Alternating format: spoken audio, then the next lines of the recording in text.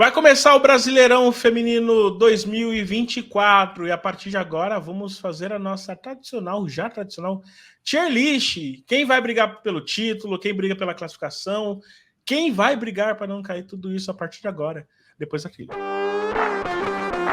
Olá, bom dia, boa tarde, boa noite. Você que está nos assistindo no YouTube, sejam muito bem-vindos. A partir de agora a gente vai começar a nossa tier list, mas antes alguns lembretes. Quero que você que nos assista, primeiramente agradecendo, né? Chegamos a 3 mil inscritos no YouTube, muito obrigado. Continue nos prestigiando, verifique se você já está inscrito. 60% da nossa audiência que assiste constantemente não é inscrito no canal, então, por favor, se você assiste a gente, dá essa força pra gente, além, claro, de comentar, compartilhar e curtir, isso também é muito importante. Se você gosta do nosso trabalho, considere fazer alguma doação através do Pix, que vai aparecer, que vai ficar aqui na tela, tá? Durante toda a gravação. Pix, planetafutebolfeminino@hotmail.com. Fechado? Vamos ao que interessa? Vamos ao que interessa, então. Agora a tier list. É o terceiro ano consecutivo que a gente faz, né? O terceiro ano que a gente faz, e todo ano é bem divertido pra gente, porque a gente vê depois os resultados, e depois a gente vê como alguns times podem mudar, enfim. Mas é legal a gente fazer agora. Então, só explicando rapidinho os itens, tá? Para que não restem dúvidas. Luta pelo título, aquela equipe que vai lutar, vai brigar até o fim. Aquela equipe que a gente bate o olho e fala, essa vai para a final, né?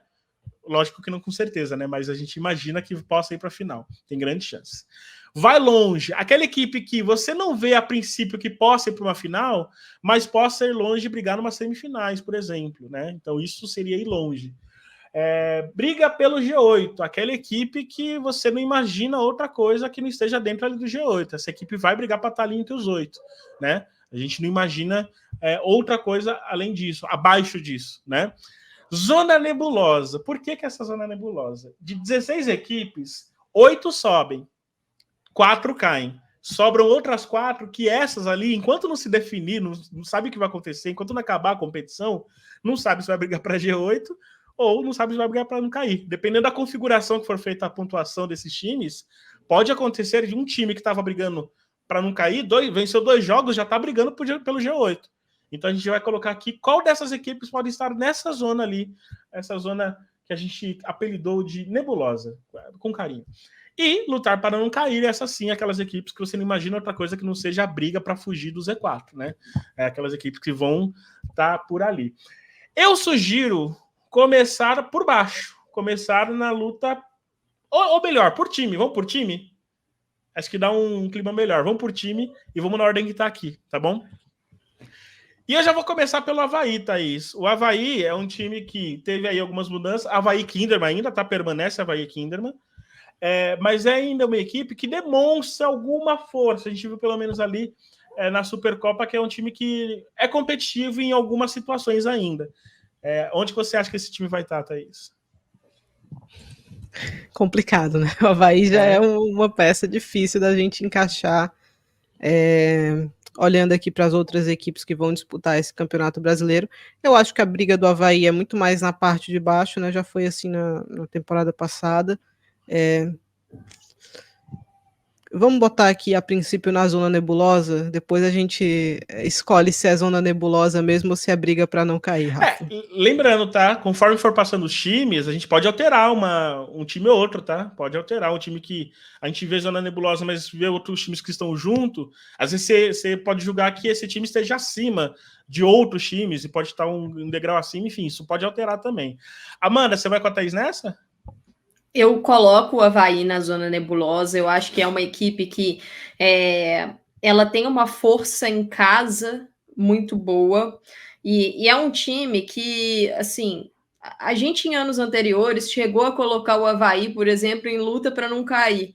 E aí o poder do Avaí dentro de casa fez com que, não só o poder dentro de casa, mas também o peso, né, do clube. O Avaí Kinderman é um clube com uma camisa relevante no futebol brasileiro. Conseguiu a permanência. Eu acho que é aquele time que vai chegar ali nas 3, 4 rodadas finais do campeonato, naquele jeito que você falou. Há uma vitória de entrar num G8, de beirar uma 8ª vaga ir ali a 3, 4 pontos de pegar a última vaga de rebaixamento, entendeu? Eu acho que realmente é uma das equipes que representam essa zona nebulosa, ou zona cinzenta, como queiram, a zona mais fluida do campeonato. Vamos lembrar que na temporada passada, até a nona rodada, até a oitava, nona rodada, o Avaí estava na zona de rebaixamento. E ela tem uma sequência ali de 5 jogos, da 10ª até a 14ª rodada, que garante ela, né, na primeira divisão. Então, assim, até a nona rodada, eu acho que ela estava ali, se não na zona de rebaixamento, estava bem próximo disso, né? E aí ela tem uma sequência, até separei aqui, vitória contra o Atlético Mineiro, vitória contra o Ceará que já estava virtualmente em queda, vitória contra o Corinthians também, esse jogo, um dos jogos que a gente não conseguiu ver, vitória fora de casa contra o Bahia, e aí o último, se eu não me engano, foi contra o Atlético Paranaense, exatamente, teve essa sequência aí, mas até a oitava rodada o Avaí Kinderman estava ali na zona de rebaixamento, e a Amanda salientou, né, um time que às vezes demonstra uma força e do nada sobe, como aconteceu no ano passado. Tô com vocês nessa, coloco o Avaí nessa zona nebulosa. É um time que acho que tá um pouquinho mais para baixo do que para cima. No entanto, se fizer o que fez na temporada passada, certamente vai estar ali na briga. Vamos para o Red Bull Bragantino. Eu tô curioso com esse aqui, mas tão curioso, por quê? Red Bull Bragantino teve aquela campanha em 2022, né? Uma equipe que, na nossa opinião, falamos aqui inúmeras vezes sobre isso, não desempenhou para estar na lanterna, como ficou durante muito tempo. Né? É uma equipe que tinha condições de ir além. Se não uma classificação, mas não cair, pelo menos, como caiu. Agora, talvez, Amanda, esse time esteja com um pouco mais de... Já sabe que erros não pode cometer, né? Assim, acho que a experiência que o Red Bull Bragantino passou no ano de 2022... espero que agora, em 2024, ela tenha servido como uma lição mesmo para a equipe, de saber que o Campeonato Brasileiro é um campeonato que as 15 rodadas da primeira fase parece um número alto, 15, mas na verdade é pouco, porque ali as 5 primeiras rodadas já significam 1/3 dessa fase. Então, que além de desempenho dentro de campo, o resultado conta muito, né? Não adianta nada você desempenhar bem em algumas partidas se isso não está sendo traduzido em pontos no campeonato. Vejo um elenco com muitas jogadoras jovens, muitas jogadoras que eu acho que cresceram no ano de 2023, o Bragantino vinha evoluindo sob o comando da Rosana, aí perde a Rosana para a seleção de base e é efetivado Humberto Simão como treinador da equipe. Manteve algumas peças, eu acho que a manutenção da Paulina Gramaglia, por exemplo, é uma manutenção muito boa. A Argentina, por empréstimo, estou bem curiosa para ver como é que vai ser o rendimento dela agora na A1. Trouxe algumas jogadoras interessantes no mercado, a Carol Bermudes, que veio do Atlético Mineiro, a uruguaia, tô com uma boa expectativa para o encaixe dela. Trouxe algumas peças até mais experientes, né, Rafa, Thaís, para equilibrar, porque eu acho que a experiência faltou no ano de 2022, equilibrar com as jovens, trazer ali jogadoras um pouco mais calejadas de Brasileirão. Trouxe a Jane Tavares, por exemplo. Eu acho que a Jane é um nome que às vezes fica meio subestimado no futebol brasileiro, mas acho que ela é uma jogadora que pode encaixar bem. Eu acho que o Red Bull Bragantino fica na zona nebulosa, porque é aquela equipe que tem talento ali no seu elenco para sonhar com uma 8ª vaga, por exemplo, mas essa questão da pontuação, de você somar os pontos necessários, principalmente no início do campeonato, para não virar aquela bola de neve, é que pode deixar o Red Bull Bragantino naquele contato ali, quem sabe, com a zona de rebaixamento. Então fica na zona nebulosa para mim. Red Bull Bragantino que conta com a Guarecuco também, Jane Tavares foi para lá, enfim, é um time que fica interessante também. Thaís, e você também? Concorda com a Amanda? Olha, eu acho que se a gente falou que o Avaí Kinderman está entre luta para não cair zona nebulosa, eu acho que o Red Bull está entre briga pelo G8 e zona nebulosa, mas precisa confirmar essa nossa expectativa quando a bola rolar, né? Então eu acho que vem com mais experiência, mas eu ainda botaria em zona nebulosa, pelo menos a princípio. Com asterisco, né, Thaís? Com asterisco. Vamos ver como é que a gente encaixa o resto das equipes que aí a gente descobre. Exato. Um campeonato com tantas vagas para o mata-mata, 8, e tantas vagas para rebaixamento, 4, fazer essa tier list aqui é uma das missões mais difíceis, porque a linha é muito tênue, a linha né? tênue em todas as categorias aqui. É o que a gente estava falando, né? Um time pode ganhar 2, 3 jogos e sair de um Z4 para um virtual classificado. Enfim. E eu citei o exemplo do Avaí. O Avaí chegou na última rodada com chance de classificar. Vamos lembrar disso também, né? Chegou na última ou na penúltima rodada, com chance de se classificar. Só estou vendo aqui 19. Com chance de classificar, exatamente. O Cruzeiro se classificou com 22, né? Empatou a última partida, estava com 21, então chegou exatamente isso. Então, é bem complicado essa zona pra gente. Real Brasília, o Real Brasília que teve entre as suas novidades, né? A Huertas, que veio do Santa Fé, a Paoli Cabreira também, Dandara, que era de São José, Dandara que, né, se destacou muito no Red Bull, não tanto no Palmeiras, e no São José também teve ali mais ritmo de jogo, é verdade, mas uma divisão menor, volta a disputar uma elite. Para citar algumas, né? A Keké, que era do Minas Brasília, né? Pulou o muro, já dizia, né? Thaís, o que a gente pode esperar do Real Brasília? Boa pergunta, Rafa. Boa pergunta. Era uma equipe que, sem ser essa última temporada, na penúltima, né, conseguiu uma participação interessante no Campeonato Brasileiro. Eu lembro que, se eu não me engano, abriu logo de cara derrotando o Santos, né? E foi uma porrada, né? Foi uma vitória bastante expressiva. E era um time super competitivo, né? Que a gente conseguia ver desafiando as principais equipes do país, mas não conseguiu dar o próximo passo, né? Na verdade, regrediu um pouquinho. Então, eu não sei. Eu não acho que é uma equipe para ser rebaixada. Eu não acho que é um time para essa última prateleira nossa, mas tá ali entre briga pelo G8 e zona nebulosa. Eu não consigo cravar hoje que o Real Brasília tem uma vaga no G8. Então, eu acho que tá mais ou menos na conversa do Red Bull Bragantino, mas um pouquinho à frente ali. Eu acho que é competitivo, acho que não cai. Sim. Mas Amanda? Não sei se vai pegar G8. Eu coloco o Red Bull Bragantino na zona nebulosa e a Thaís colocou aquela linha tênue com briga pelo G8. Eu já acho que a linha tênue é no lutar para não cair. O 2023 do Real Brasília, ele foi bastante instável, né, no Campeonato Brasileiro. Foi de muita oscilação. Até internamente também, né? Também, troca de treinador, e aí... Atraso de salários, enfim. Eu acho que o Real Brasília trouxe algumas contratações interessantes, focou também no mercado estrangeiro, a Viviana Costa, tem a Gabriela Huertas, mostrou ali na Supercopa, por exemplo, contra o Cruzeiro, mostrou um futebol competitivo em alguns momentos, mas uma equipe ainda muito desorganizada, muito desconectada. Então, nesse início de Brasileirão, é que a gente vai começar a ver o encaixe. Mas o Real Brasília é um time que eu sinto que desperdiça muitas oportunidades de gols, e isso pode custar muito caro.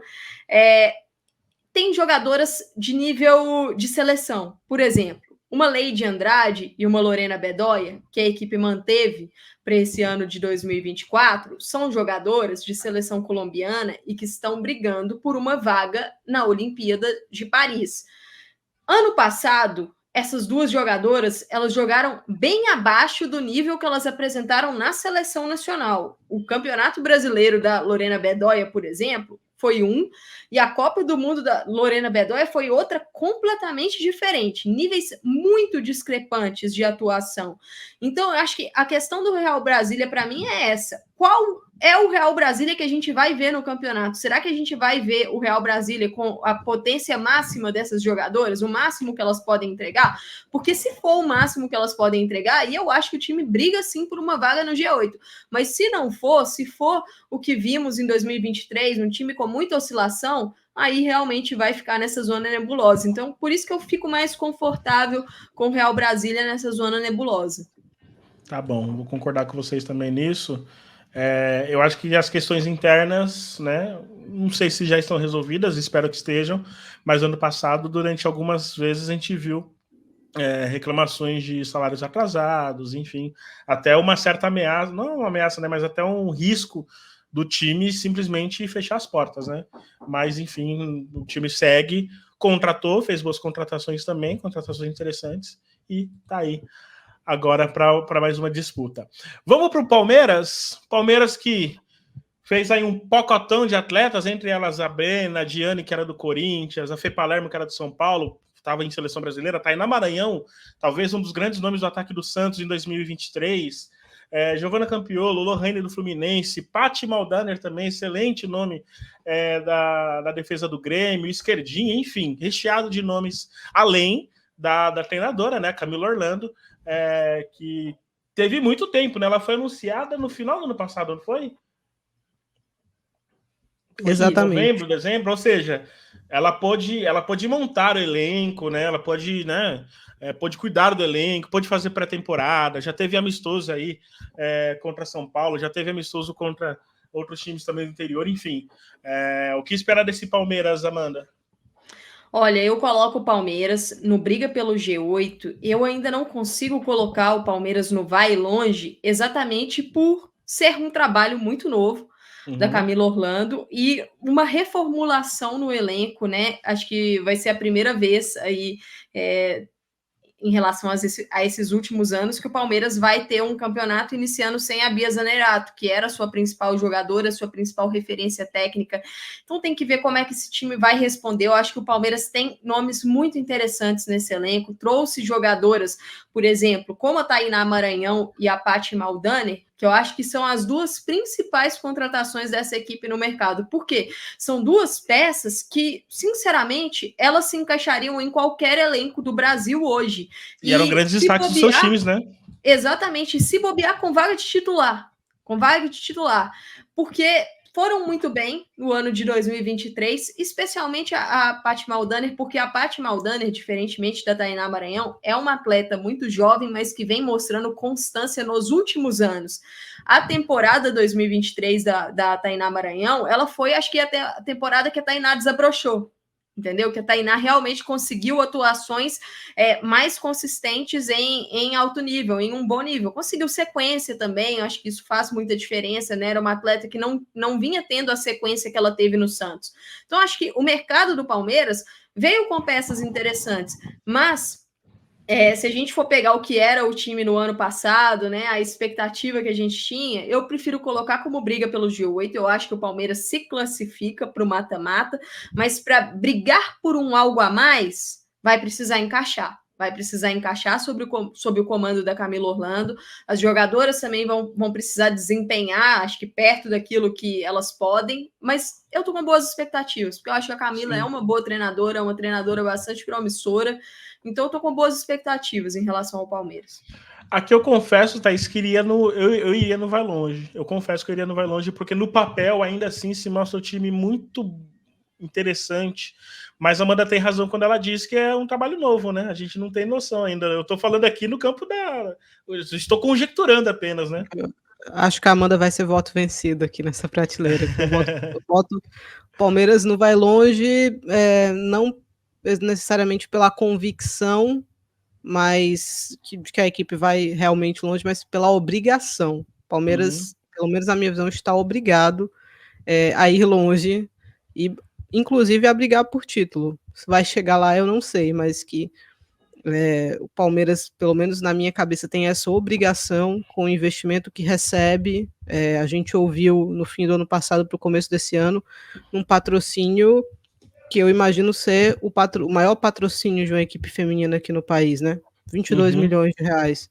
Não consegue montar um time para brigar por título com essa grana, para brigar por todos os títulos possíveis do ano com essa grana. Então, eu entendo que não é só dinheiro, que o dinheiro não faz tudo, que não te contrata uma boa equipe, não te faz ser campeão de cara. O Flamengo está provando disso aí há algumas temporadas, mas eu acho que te obriga pelo menos a ir longe. Eu acho que a Camila Orlando é uma treinadora interessante. Eu acho que o Palmeiras fez algumas contratações legais, como vocês falaram, a Maldaner, a Maranhão, são nomes bons. Agora, quem vai assumir a responsabilidade que era da Bia Zanerato antes? A gente tem as nossas críticas à Bia da seleção, mas o Palmeiras, na maioria das vezes, ela compareceu, né? Ela conseguiu aparecer ali e ser o rosto da equipe, né? Quem vai assumir isso agora? Porque Amanda Gutierrez, por exemplo, no momento mais importante da última Libertadores, sumiu, não fez boas participações. Então, eu acho que existe essa dúvida em relação ao Palmeiras, mas eu acho que o Palmeiras, mais no sentido da obrigação, está obrigado a ir longe, a avançar bastante em todas as competições que disputa. É curioso, né? Porque se fosse o Palmeiras no ano passado, e acho que no ano passado a gente colocou o Palmeiras lá em cima, né? Sim. A gente colocou o Palmeiras na briga por título, mas a gente está indo aqui, independente de briga pelo G8 ou vai longe, a nossa postura é mais uma bola de segurança, né? É um time que, pô, você vê que é um time que tem potencial, é um time que pode, mas justamente por não. Que Palmeiras que vai entrar em campo, né? Que a Camila Orlando vai fazer com esse Palmeiras? A gente fica ressabiada, né?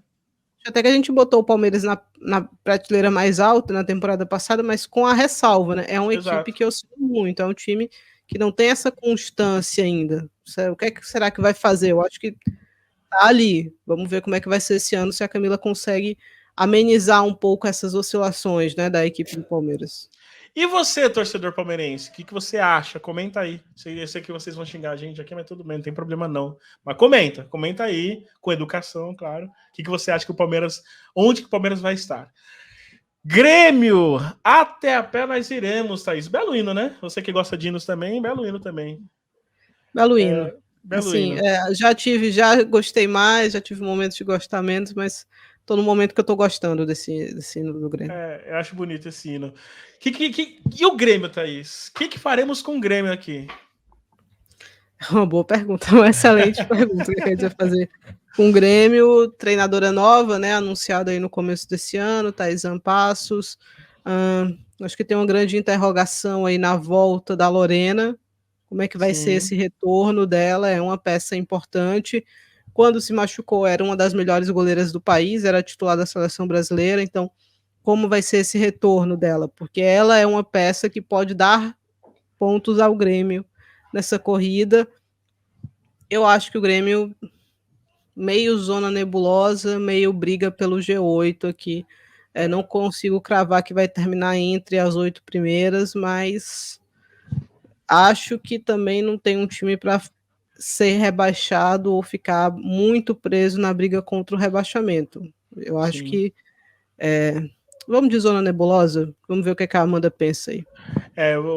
Só lembrando também, Amanda, o Grêmio que contratou a Tayla Rita Bove, né, que veio do Cruzeiro, a Tayla que veio do Santos, a Sol do Fluminense, né?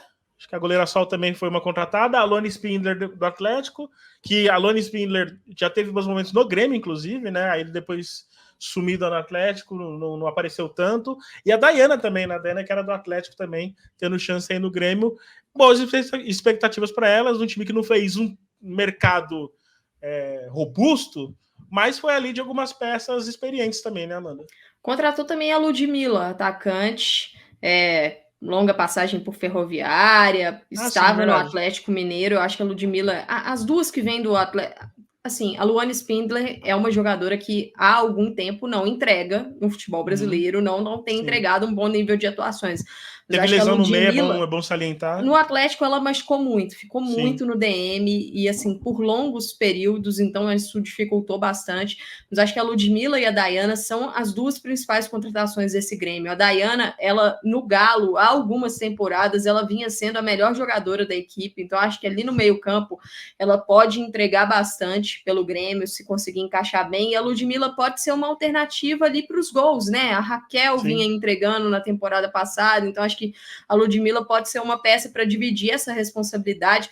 O que me preocupa muito do Grêmio é a questão da defesa, porque já era um setor que era bastante preocupante em 2023 e a Paty Maldaner era quem segurava aquele setor. Então, sem a Paty Maldaner, como será esse Grêmio?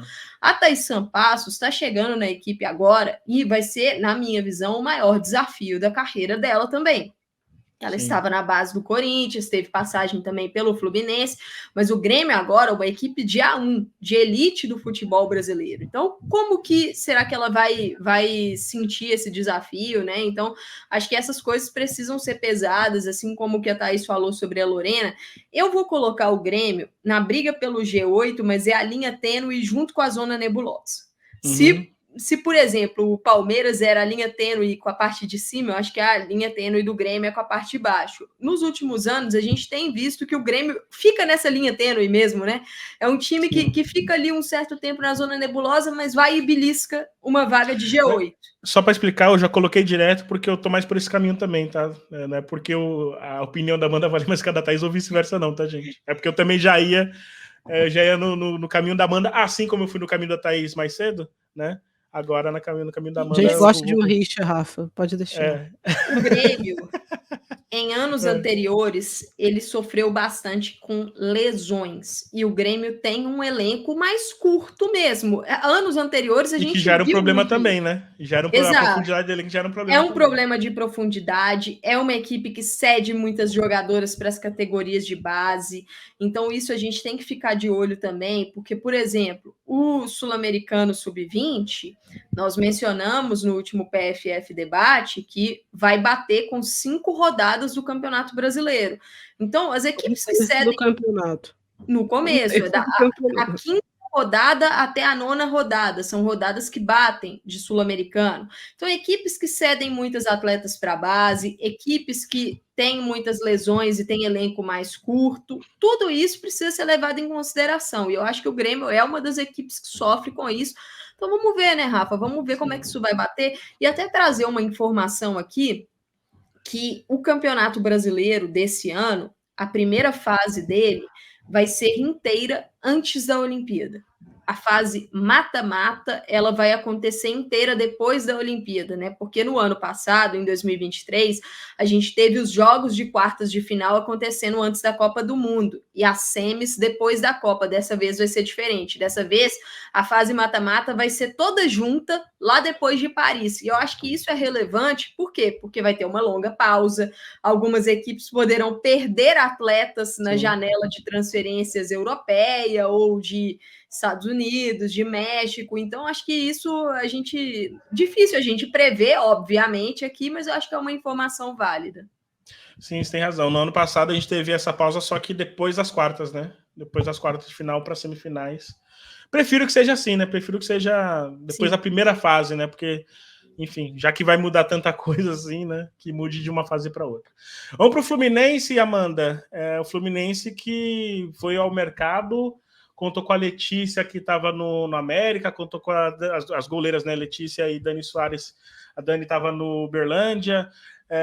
Bruna Cotrim, que estava no Atlético. Cacau, que estava no São Paulo. Mileninha, né? Mileninha, uma joia do Inter também, que já foi de São Paulo. Carla Nunes, que tinha aparecido em 2021 no Palmeiras, aí sendo artilheira e tudo mais, depois teve lesão, parou, não sei o quê, voltou para o Inter e agora o Fluminense está dando outra chance para ela. Sorriso, tem um vídeo bem legal dela com o Marcelo. Enfim, foi ao mercado aí o Fluminense, mas pelo que a gente viu no começo da temporada, a gente vai ver que o Hoffmann vai ter muito trabalho ainda, né? É um mercado robusto em termos de peças, né? O Fluminense trouxe muitas jogadoras, mas o Fluminense é uma equipe que a gente teve aí nesse início de 2024 jogos dele na Supercopa Feminina do Brasil e também na Copa Rio, para conseguir ver ali alguma coisa do Fluminense. E o meu sentimento desse início de temporada do Fluminense o Hoffmann Túlio tem uma ideia de jogo que não sei, pelo menos nesse início, não foi possível ainda que essa ideia conseguisse se colocar de forma efetiva dentro de campo com as peças que ele tem. Então, eu não sei se ele vai conseguir jogar da forma que ele quer, uma saída de bola mais limpa, o time construindo de pé em pé, que tenha um time que construa também no campo adversário e com isso acaba ficando exposto na sua zaga. Então, eu não sei se o Fluminense vai conseguir sucesso com essa tática no Campeonato Brasileiro, porque eu acho que dentro do seu elenco ainda tem muitas lacunas de jogadoras para fazer o que o o Hoffmann deseja, pelo menos na proposta que a gente viu nesses primeiros meses de 2024. Vamos ver se rola algum ajuste de rota. Eu acho que o Fluminense fica na zona nebulosa, Rafa, porque é uma equipe que tem ali um elenco com algumas peças interessantes, mas, assim, se rolar um ajuste em relação ao que a gente viu, acho que o Fluminense pode até vir a tentar uma vaga de G8, mas eu acho que o lugar do Fluminense é realmente permanecer na primeira divisão e tentar um algo a mais. Eu não acho que o Fluminense definitivamente vai lutar para não cair. Eu acho que ele pode, quem sabe, lutar por um algo a mais pelas peças que ele tem. Mas não vai brigar por G8 definitivamente, assim, para colocar em uma categoria acima, na minha posição. Thaís, para além disso do que a Amanda disse também, na questão de perfil de time que precisa ainda se encaixar, eu acho que tem uma defesa muito lenta também, né? Sem a bola, acho que eu vi em alguns momentos isso também. E acho que isso no Brasileirão, que você enfrenta Corinthians, Palmeiras, Inter, que tem, né, ataques mais rápidos, pode ser um problema também.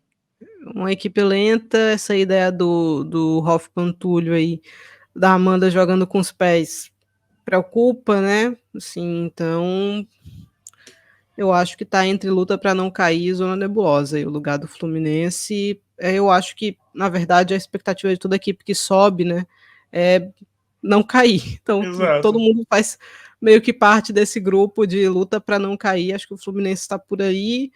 Se encaixar bem, eu acho que pega essa zona nebulosa no G8, me surpreenderia muito. Teria que ser um ano fantástico do Fluminense para a gente estar falando da equipe carioca no G8, então acho que botaria aí no luta para não cair, Rafa, se tivesse que puxar. Então eu vou desempatar aqui, e a Amanda disse uma coisa muito interessante, né, para manter na zona nebulosa, só que os jogos que eu vi do Fluminense, eu acho que isso requer mais tempo do que 15 rodadas. Então, por isso, não estou falando que ele não vai conseguir, pode ser que ele consiga encaixar.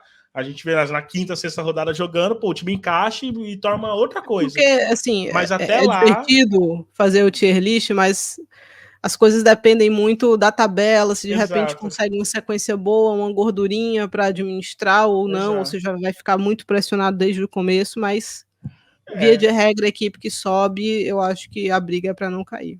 E eu vou com a Thaís nessa, né? Embora a Amanda, acho que ela mostrou um ponto interessante, tem peças boas. Eu acho que contratar a Mileninha, por exemplo, foi uma sacada muito boa. Eu acho que a própria Bruna Cotrim também, que embora a que se discuta muito ela lá no Atlético Mineiro, eu acho que ela é alguém que pode ser útil, né? Mas juntando essa questão de via de regra, juntando que esse perfil requer mais tempo, né, do que 15 rodadas, eu acho que fica na luta para não cair também. E assim, eu entendo o ponto de vocês, e só para trazer mais um dado aqui, o Fluminense tem um início de campeonato bem complicado em termos de tabela. O Fluminense estreia com o Atlético Mineiro e é um duelo já direto, né? Direto dessa parte de baixo. A gente vai falar daqui a pouco sobre o Galo, mas esse é um duelo direto da parte de baixo. E aí a sequência do Fluminense é Internacional, Grêmio, São Paulo e Ferroviária. É uma sequência muito difícil, e aí depois já vem o clássico contra o Botafogo, que é outro duelo direto da parte de baixo de tabela, e aí a gente cai naquela questão do Red Bull Bragantino, né, que a gente falou de, por exemplo, 2022, de ter tido um início ali que o desempenho era positivo, mas a equipe não conseguia pontuar, e isso não refletia na tabela. Então, para o Fluminense, que tem uma tabela inicial complicada, esse encaixe, ele precisa vir urgente para trazer resultados, nem sempre para o desempenho, mas para trazer os resultados. Então, assim, entendo a posição de vocês de colocar para luta para não cair. E a gente está falando coisa assim, de nos primeiros 5 jogos, onde se vai disputar 15 pontos, se o Fluminense conseguir metade deles, já é para levantar as mãos para o céu e já começar a pensar um pouco mais para cima, tipo, respirar um pouco fora da água, né? Vai ser bem difícil mesmo esse início pro Fluminense. Eu falei Inter, né? Fluminense. Não, gente. Fluminense. Eu falei Fluminense? Falei Fluminense, tá certo, então. Se eu tivesse falado errado, que o Inter já estava aqui do lado. Vamos falar do Inter, então, e aí o Inter eu vou começar com o Thaís. Thaís, o Inter talvez seja um dos times que subiu o seu degrau aí, né? Eu não sei se você concorda comigo. Um time que fez ali algumas alterações no elenco, né? A Cunha, que estava no Bahia, a Catrine, que estava no Palmeiras, a Joana, eu lembro da Joana. Né? O treinador, sim. Exato, né? Treinador também, enfim. O que a gente pode pensar desse Inter? Esse Inter mantém esse degrau? Eu lembro que a gente colocou no Vai Longe no ano passado, se eu estiver errado. Vai Longe, acho que a gente colocou no Vai Longe. Mantém esse degrau? Uma boa pergunta, Rafa. É meio que uma incógnita o Internacional, né? Porque desculpa, só destacar, manteve um 11 ali, manteve um 11 que foi essencial, principalmente com a permanência da Aquino e da Priscila. A passagem ali do Piscinato na Libertadores foi muito interessante, né? Mas um formato diferente de competição, o Inter se mostrou muito bem naquele período, só que aí o Piscinato não continua, né? A gente tem uma mudança aí, entra o Breno no lugar do Piscinato. Eu acho que o Inter fez um mercado importante, especialmente com quem ficou. Era importante para o Internacional não ter outro ano perdendo as suas principais peças e novamente precisar se remontar. Então, eu acho que ter conseguido, demorou, né? Especialmente a permanência da Belém, mas ter ficado com elas, a Letícia é uma peça interessante ali para esse ataque também. Fez um jogo legal contra o Corinthians ali, né? Movimentado. Eu botaria no Vai Longe, eu acho. Amanda? Eu coloco o Internacional no Vai Longe muito pela força do 11 inicial do Internacional. O movimento de conseguir manter as suas principais peças, eu acho que foi fundamental para o Inter. O trabalho do Piscinato era extremamente promissor, o trabalho dele no Gauchão foi muito bom, o trabalho dele na Libertadores foi muito bom, e a entrada do Breno Basso, o Breno Basso já assumiu na Ladies Cup, mas ali não tem como a gente ter um parâmetro, né? A Ladies Cup é uma competição de reta final de temporada, então a gente vai ter esse parâmetro agora, e a Supercopa foi um jogo só. Eu acho que o Inter teve pontos positivos e pontos negativos naquela partida contra o Corinthians, mas o Breno é uma aposta, só que é um pouco mais fácil você ser uma aposta num elenco que tem um 11 consolidado, porque você não vai pegar ali um trabalho do zero. Então, eu acho que isso facilita um pouco a missão dele para ir colocando aos poucos a cara dele nesse 11. Uma coisa que o Inter tem muito bem é uma base. A base do Inter é muito boa. Então, ele tem ali um elenco jovem de apoio que pode suprir algumas lacunas. Só que o problema disso é justamente o que eu falei da questão do sul-americano, sub-20, por exemplo, bater. Sul-americano sub-20 para o Internacional vai bater com Grenal, vai bater com Flamengo, vai bater com Real Brasília, com São Paulo e com a Ferroviária. São as rodadas do Internacional que batem com o Sul-Americano sub-20. Ou seja, pode ser que o Inter chegue nesse ponto aí sem contar com a Priscila. E seria um desfalque muito grande, porque eu imagino que a Priscila será convocada pela Rosana. Eu coloco no Vai Longe muito pela qualidade dos jogadores, porque a gente tem aí uma Belém Aquino que foi muito decisiva em 2023, uma dupla de zaga que foi muito sólida com a Bruna Benítez e com a Isa Haas, uma Tamara Bolt que cresceu bastante, a Letícia Monteiro que não jogou o Brasileirão pelo Inter, mas o segundo semestre dela foi fabuloso pelo Internacional. Então acho que o Inter tem muitos boas jogadoras, e eu gostei do reforço da Catrine. Eu acho que a Catrine foi uma boa pescada no mercado do Inter. Vamos ver, Rafa, vamos ver. Mas é um time que está se consolidando nesses últimos anos. E o que eu acho interessante na Catrine é que ela, ali na função de trás, ela pode jogar em várias funções, né? Jogou de lateral, jogou de ala já no Palmeiras, enfim, eu também concordo com você, até pela versatilidade que ela pode ser no elenco, pode ser uma boa também. E aí, aquilo que a gente falou do Fluminense serve ao contrário para o Inter, né? Vai ter suas primeiras rodadas e ali pode ter uma definição, pelo menos em desempenho, de que se é um time que pode ir longe ou pode até, quem sabe, brigar por título. Agora, na minha opinião, estamos falando aqui de uma das possíveis favoritas aqui. Não sei se vocês concordam. E eu já vou começar com a Amanda já direto. A Ferroviária, Amanda. O que esperar da Ferroviária? A Ferroviária que fez um mercado interessante, fez um movimento com a Cris do Flamengo, que acho que todo mundo aqui gosta dela. Duda Santos também, que tem ali seus suas questões de regularidade, mas é uma boa jogadora e foi uma boa jogadora agora na Copa Ouro. Cate, Júlia Beatriz, que estava no Red Bull, enfim, um mercado interessante também da Ferroviária, além de ter mantido boas peças também.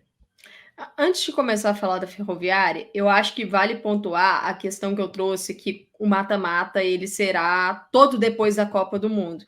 Então, assim, uma equipe que está desempenhando muito bem na primeira fase vai ter aquela quebra. Então, como é que essa equipe vai levar isso pro mata-mata, né? Será que vai conseguir manter? Será que vai conseguir evoluir? Então, assim, essa questão de briga pelo G8, de vai longe, de luta pelo título, acho que acaba influenciando. Mas como a gente está fazendo uma análise prévia, a gente não tem como muito contar com essas variáveis. Como você mencionou favoritos, eu acho que o campeonato tem um único favorito. E esse um único favorito é o Corinthians. Mas, para mim, a Ferroviária está na categoria luta pelo título. Por quê? Porque a Ferroviária conseguiu manter a sua treinadora. É um projeto que já dá para falar que é um projeto de longo prazo, né? Porque é uma Ferroviária que teve a Jéssica de Lima assumindo no segundo semestre de 2022, então ela já está no clube ali há mais de um ano, já conhece o funcionamento do clube, teve um ano de 2023 muito positivo, um ano de evolução, a Ferroviária conseguiu manter a sua espinha dorsal, lógico, saíram algumas jogadoras, mas manteve a sua espinha dorsal e trouxe peças importantes no mercado. A Ferroviária não só recheou o seu elenco, como ela trouxe jogadoras para serem titulares em lacunas. E aí, uma dessas lacunas é a lateral direita. A Ferroviária tinha uma lacuna imensa na lateral direita e ela trouxe a Catiúcia. A Cati, na minha visão, ela não fez um ano de 2023 no mesmo nível de outras temporadas no Corinthians, mas natural, voltou de uma lesão mais grave. Então, agora, na Ferrinha, com uma pré-temporada, eu acho que ela pode ser a solução para um setor que foi um problema em 2023. Estou muito curiosa para esse meio-campo. Como vai ser a temporada da Aline Gomes, que para mim foi a craque do Campeonato Brasileiro 2023, ainda que não tenha desempenhado no mesmo nível ali em semifinal e final, ela para mim foi a craque do campeonato. Como é que vai ser mais uma temporada da Aline com esse amadurecimento, de ter ali essa responsabilidade? Querendo ou não, é uma responsabilidade já que ela traz para si, mas é uma das peças que pode ficar de fora, né, Rafa, no período do Sul-Americano. Mas eu acho que o trabalho da Jéssica é um trabalho de fortalecer esse coletivo. E isso garante a Ferroviária, pelo menos na minha visão, em uma análise prévia, como um time que, ao que tudo indica, vai lutar pelo título. Antes de falar do Ferroviária, Thaís, vamos fechar que o Corinthians luta pelo título aqui, depois a gente fala do Corinthians com mais calma? Então vou colocar aqui também. E a Ferroviária, você concorda com a Ferroviária? Você concorda com a Ferroviária aqui, Thaís? Olha, eu tenho minhas dúvidas, porque olhando para as nossas categorias do tier list, né, briga pelo G8 é um briga por G4, né, briga por chegar ao G4, às quartas de final do Campeonato Brasileiro. Então é isso mais ou menos que briga pelo G8, briga para estar nas quartas. Vai longe, para mim briga pela semi, né? E dali para frente qualquer coisa pode acontecer. Então, eu gostei bastante do mercado que a Ferroviária fez. Eu não gostei tanto, assim, da atuação da Ferroviária contra o Corinthians nessa Supercopa. Contra o Flamengo também, acho que poderia ter resolvido as coisas no segundo tempo ali. Então, eu tenho uma ou outra dúvida. Eu acho que a Jéssica é uma boa treinadora. A gente terminou escolhendo ela como a melhor treinadora do campeonato passado, né? Se eu não me engano. Mostrou que tem condições de extrair coisas muito interessantes desse grupo. Tem as questões que a Amanda pontuou, né, em relação ao calendário e como isso vai afetar ou não a Ferroviária. O desenvolvimento da Aline também, né? É um ponto principal ali. Não é o ponto focal da Ferroviária, mas é uma das principais peças. Então, como é que vai ser tudo isso junto nesse ano de 2024 para a Ferrinha? Não sei. Eu acho que vai brigar pela semi, mas eu não sei se vai alcançar outra final de Campeonato Brasileiro. Mas aí eu acho que eu sou voto vencido aqui, né? 2-1, então vai lutar pelo título. Eu acho que vai lutar pelo título também, mas vale a pena a sua ressalva, sim. Eu não Mas, acho que a Rafa, Ferroviária tá no... Inclusive... Pode falar, Amanda. não, é porque o que eu ressaltei no início da minha fala é que eu só vejo um único favorito nesse Sim, campeonato. Eu sim. Que é também. o Corinthians. Então, Um único favorito. Mas eu acho que a Ferroviária, ela entra no campeonato, por exemplo, foi colocado ali Palmeiras e Internacional no vai longe. Eu acho que a Ferroviária entra nesse campeonato em um estágio acima de Internacional e Palmeiras. Sim, eu concordo com você nisso. E aí eu tava em dúvida porque realmente, né, o Corinthians realmente tá no patamar acima, enfim. Só que eu não acho que a Ferroviária tá no mesmo patamar que Palmeiras e Inter, né, nesse sentido. eu acho que para mim a Ferroviária está um pouco mais consolidada do que esses dois Essa é a trabalhos, palavra. Tem pelo que a gente já tem um falou. coletivo mais consolidado. Essa é a Pelo que a gente palavra. já falou, vem um trabalho de uma treinadora que já estava na temporada passada, ao contrário dos outros dois. Luta pelo título mesmo, eu só consigo cravar o Corinthians. Então, talvez a minha escolha fosse de vai longe. Mas, como eu falei aqui, voto vencido nesse aspecto. Eu acho que a Ferroviária, o ano correndo dentro da normalidade, é para chegar numa semifinal ali, Eu mais ou confesso que eu tô menos. em dúvida. Deixa assim, Rafa. Mas o que me Na pega... verdade, deixa assim não. Pede pro pessoal que tá assistindo mandar nos comentários, né? Se eles acham que Exato. Ferroviária na luta pelo título, não vai longe, o que é que eles acham? Exato. E é muito Porque louco porque tem... pode falar, Amanda. essa questão do mata-mata, pelo formato que é o Campeonato Brasileiro, primeiro enfrenta o oitavo, segundo enfrenta o sétimo e por aí vai, é algo que você pode pegar de cara já um time muito forte. Se você teve ali uma colocação intermediária. Então pode vir a dar um Ferroviária contra Inter, como aconteceu nas quartas de final do ano passado. Entendeu? Que eram duas equipes que naquelas quartas de final a gente colocaria Ferroviária e Inter para lutar por um algo a mais, não para cair numa quarta de final, mas acabou que as duas se enfrentaram ali e uma ou outra ia ser eliminada de qualquer modo, né? Então, assim, é difícil fazer essa análise prévia porque a gente não tem essa variável. Não, quem tá assistindo a gente aqui, acho que vai entender o que a gente tá falando, né? Vai entender perfeitamente. Não, mas a gente tá aqui também para ganhar o hate das torcidas. Não, isso daí isso é o print. A gente não se importa com isso. O que eu tô pensando é quando isso foi para as redes sociais. Você entendeu? Aí que eu quero ver. Mas enfim, a gente também tá aí para ganhar esse hate também, faz parte. Faz parte. Eu tô com a Ferroviária, eu tô com a Ferroviária lá em cima também, junto com o Corinthians, fazendo, obviamente, essa ressalva de que favorito mesmo é o Corinthians. Vamos aproveitar para falar do Corinthians, né? O Corinthians que teve aí suas mudanças, conquistou título, é um time que, para além do trabalho que já existe, né? Acho que uma filosofia de trabalho conta bastante, que faz com que não só o Corinthians tenha que se adequar ao Piscinato, mas o Piscinato também tem que se adequar ao Corinthians. E aí não tem a discussão aqui, né? Ainda assim é um time muito competitivo, né, Thaís? Acho que o Piscinato tem que se adequar à exigência do Corinthians, né? Porque, exato. Além de qualquer estilo, de qualquer coisa, é a exigência por títulos. Conseguiu entregar né? Assim, nesse começo de ano já, eu acho que comprou um pouquinho mais de tempo com tranquilidade ali à frente da equipe alvinegra. Acho que, como a gente apontou, né? É o principal favorito, é o atual campeão.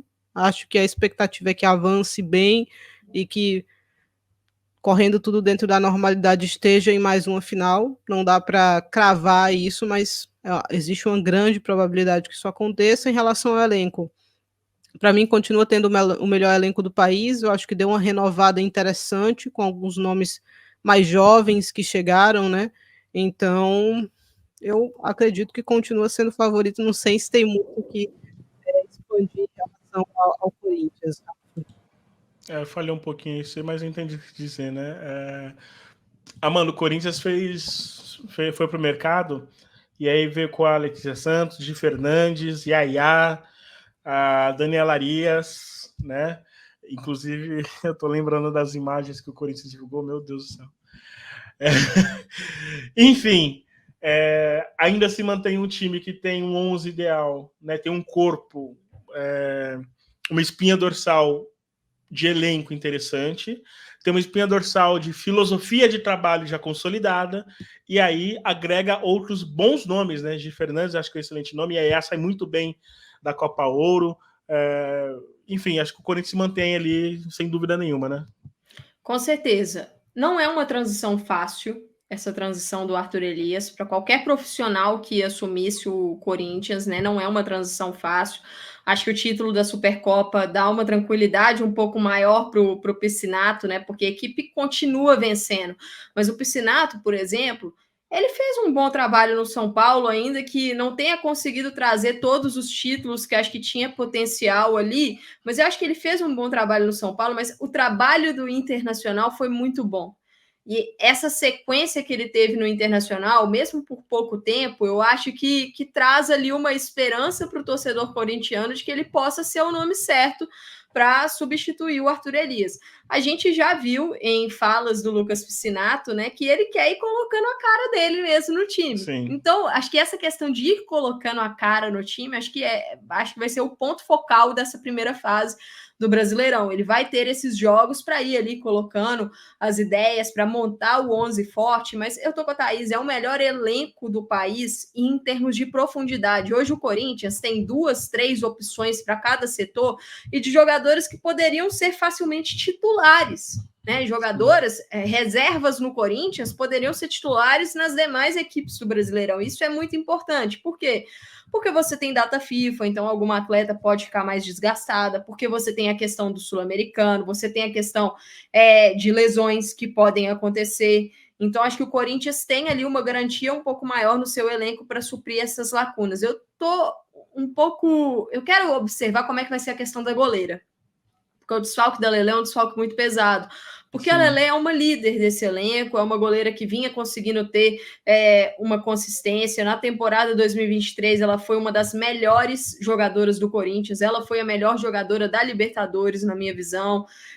E a Nicole tem experiência em ser titular? Tem. A Kemily tem experiência em ser titular? Tem. Mas nenhuma das duas, nesses últimos anos, entregou consistência no nível que a Lelê vinha entregando. Então, acho que isso é um ponto para a gente observar ao longo da temporada. Estou bem curiosa para ver como é que vai ser a questão da zaga, né? Como é que o Piscinato vai lidar com esses nomes, Tarciane, Marisa, Daniela Arias.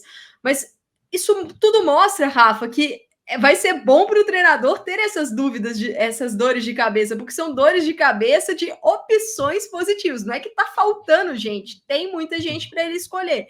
Aí a gente vai conseguir ver se ele vai conseguir dar equilíbrio a esse time e como é que vai ser o Corinthians. O Corinthians vai chegar no mata-mata, resta saber como é que o Corinthians vai chegar para o mata-mata. Se vai ser igual nos anos anteriores, que era a equipe que nem sempre era a melhor equipe da primeira fase, que às vezes oscilava um pouquinho, mas chegava no mata-mata, o Corinthians trucidava todo mundo. Por quê?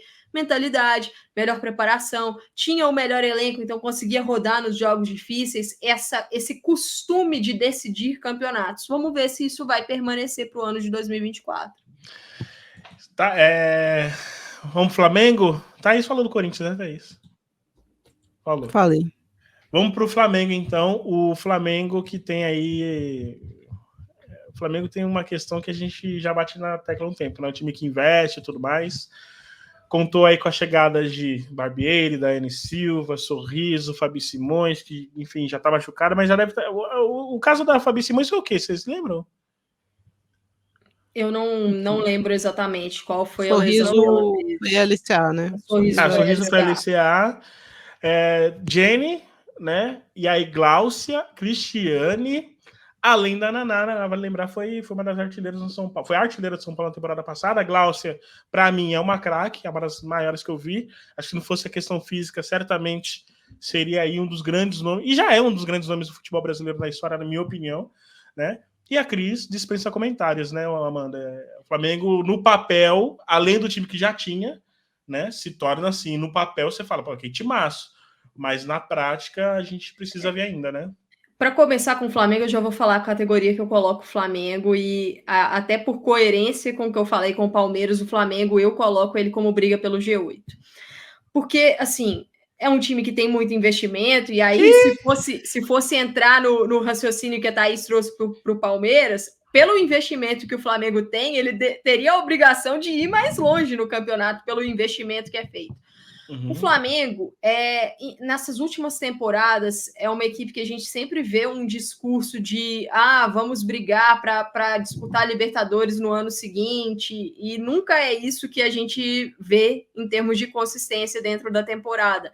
É um time que traz muitos nomes grandes, mas nem sempre esses nomes grandes são pensados para encaixar num elenco, né? Para dar ali uma cola num elenco, para linkar as coisas. Às vezes um setor está muito mais forte do que o outro e aí vira um time desequilibrado durante a temporada, que não consegue te entregar durante a temporada.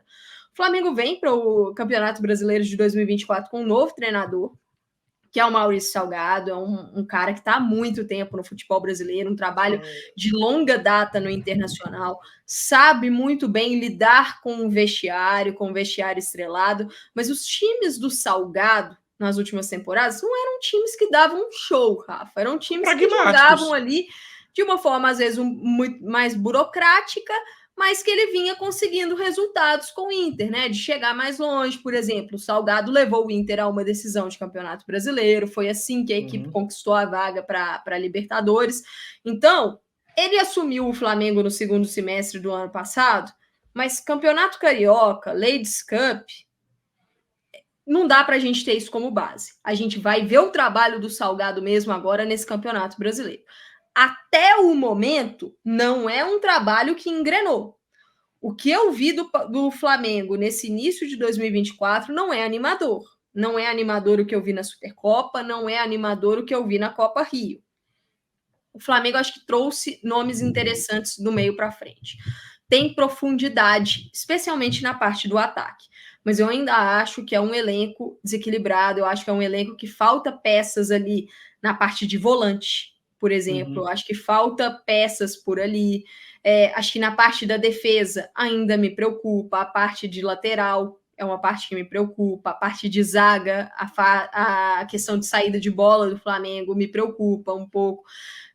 Eu quero ver uma equipe mais coletiva, eu quero ver o Flamengo conseguindo potencializar os nomes que tem, porque isso não foi visto nos anos anteriores. O Flamengo, em termos de nomes, se a gente for separar as atletas aqui, são boas atletas, mas não consegue traduzir isso no coletivo, e aí acaba sendo uma temporada decepcionante, porque você olha o nome que está no elenco do Flamengo e isso não consegue refletir dentro de campo. Então vamos ver como é que vai ser esse campeonato, se o Salgado vai conseguir construir um time e se o Flamengo vai conseguir ir mais longe no campeonato, né? Porque fica muito aí nessa questão da promessa, nessa questão da expectativa. Mas uma coisa que eu gostaria de ver, Rafa, é que com essas contratações pesadas que o Flamengo fez, eu não sei se a gente vai ver, é a utilização da base, porque o Flamengo tem feito um bom trabalho na base, o Flamengo tem chegado em decisão de campeonato de base, tem vencido título grande de base,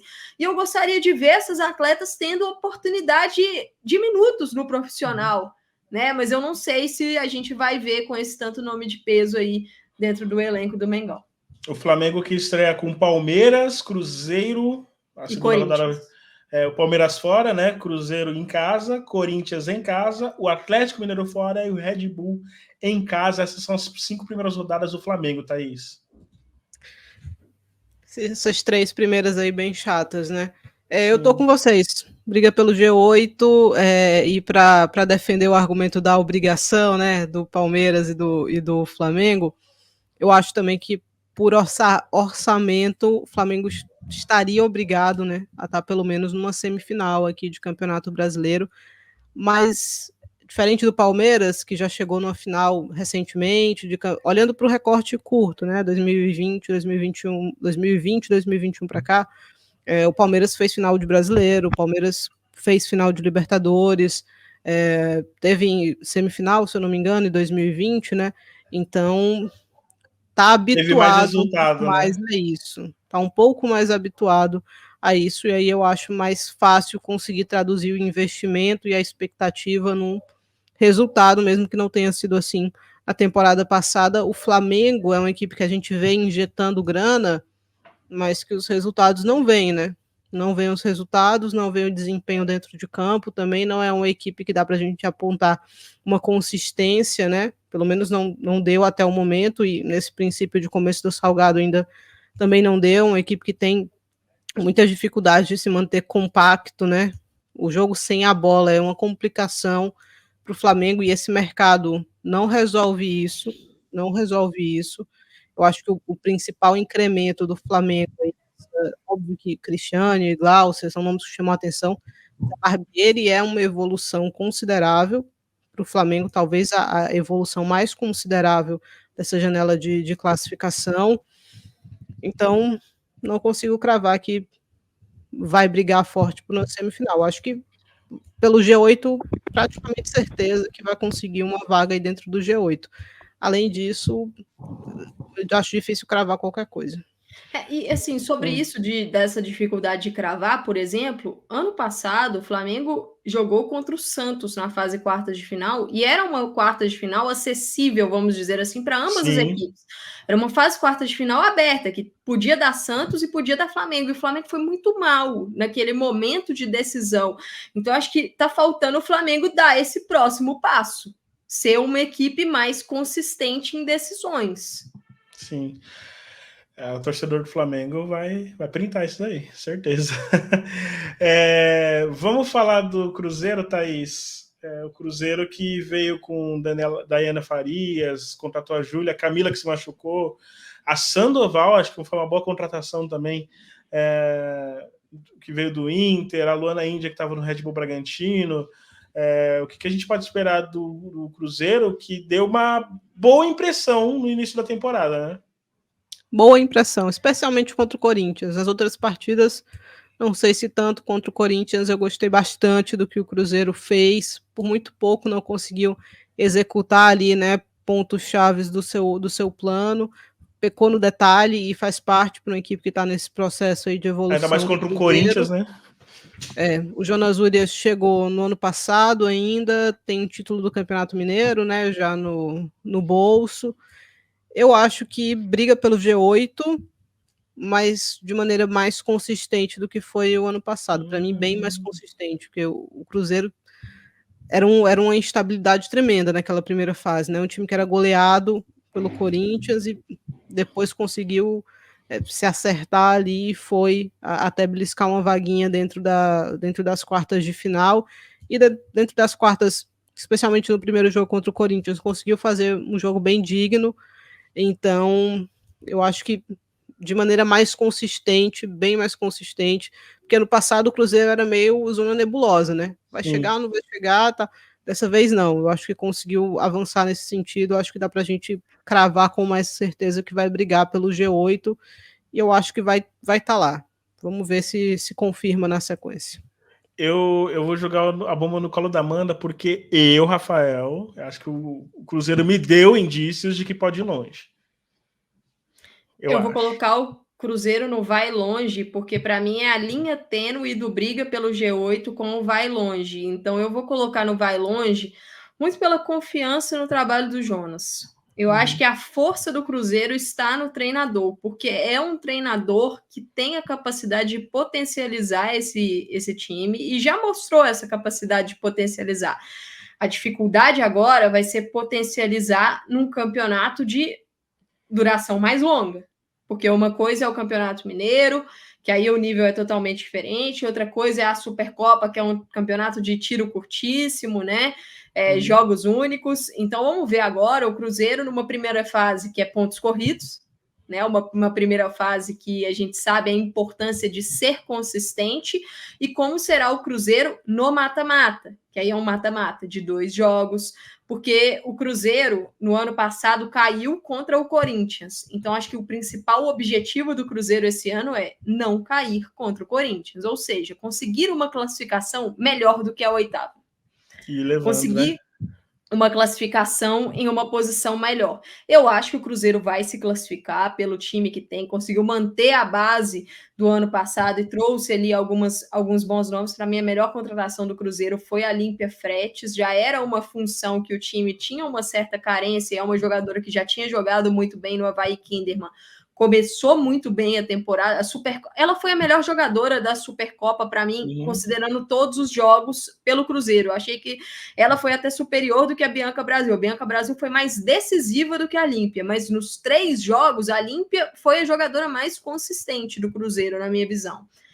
Estou bem curiosa para ver realmente como é que essa equipe vai reagir, Rafa, porque aí é a questão da reação, mas eu acho que o Cruzeiro tem condições de ir longe, sim, nesse campeonato. Eu vejo o Cruzeiro ali junto com o Internacional, eu acho. Eu acho que é uma equipe que tem essa condição. Um ponto que pode tirar o Cruzeiro, colocar o Cruzeiro num degrau abaixo, por exemplo, é esse início, né? Pega o São Paulo em casa, o Flamengo fora, o Inter em casa e a Ferroviária fora, né? Um começo bem pesado também para o Cruzeiro. Mas vamos ver se assim, confirma também.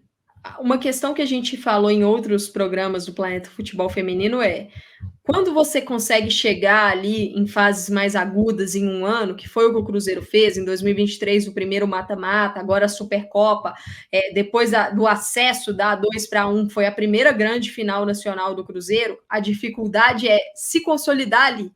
Acho que esse é um dos desafios do Cruzeiro, se consolidar ali. O Internacional, por exemplo, conseguiu de anos anteriores se consolidar. Vamos ver se o Cruzeiro consegue. Acho que são trajetórias parecidas desses dois times. Eu acho que eu cheguei a usar isso no PFF, acho que foi no PFF Debate Abre o Jogo. Eu acho que o Cruzeiro de hoje é o Inter de 2023. Eu cheguei a usar essa frase, inclusive. É um time que vai dar um passo adiante ali, é um time que eu vejo com uma possibilidade, como eu disse no começo. Me demonstrou mais peças para imaginar que ela possa ir de fato longe.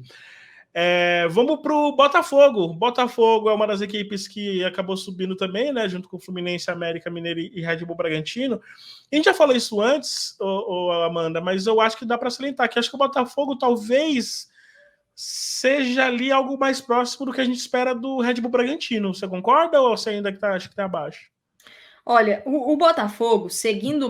Para mim, o Botafogo é o mesmo raciocínio que eu tive para o Fluminense.